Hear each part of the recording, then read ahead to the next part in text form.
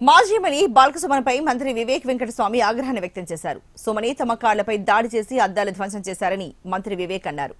దీనిని హరీష్ రావు సమర్థించడం సిగ్గుచేటు అని ఆయన అన్నారు. కేతనపల్లిలో ఏ సమస్య లేదు, అనవసరంగా తమపై సుమన్ లేనిపోని ఆరోపణలు చేస్తున్నారని మండిపడ్డారు.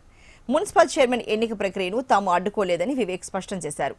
గతంలో చన్పూర్ కేతనపల్లిలో సరిగా ఎన్నికలే జరగలేదని, గుండా ఏజెంట్తో ఏకగ్రీవం చేశారని ఆరోపించారు. బీఆర్ఎస్ ఇంకా అధికారంలో ఉన్న భ్రమలో ఉందని వివేక్ అన్నారు.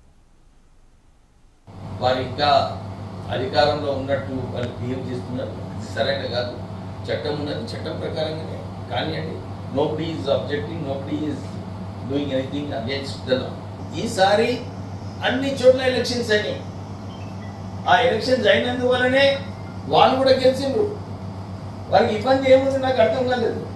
ఇప్పుడు కూడా ఎలక్షన్ ప్రాసెస్లో మీరు చూస్తున్నారు, వాళ్ళు క్యాంప్ పెట్టుకున్నారు, అన్ని పెట్టుకున్నారు. అధికార పార్టీ మేమున్నాము. వారి మీద ఎక్కడైనా పోలీసు ఎవరన్నా పోయి ఏదన్నా గుండాయిజం అయిందా? మా కార్యకర్తలైనా పోయి ఏమైనా చేసిండ్రా? ఎక్కడన్నా ఎఫ్ఐఆర్ ఉందా? ఏమన్నా వాళ్ళే పోలీస్ కంప్లైంట్ ఏమైనా ఫైల్ చేసిండ్రా? ఎందుకు ఉంటేనే హైప్ చేయడము, అధికార దుర్వినియోగం చేస్తున్నారు. ఏం అధికార దుర్వినియోగం చేస్తున్నా ఆడుతున్నారు.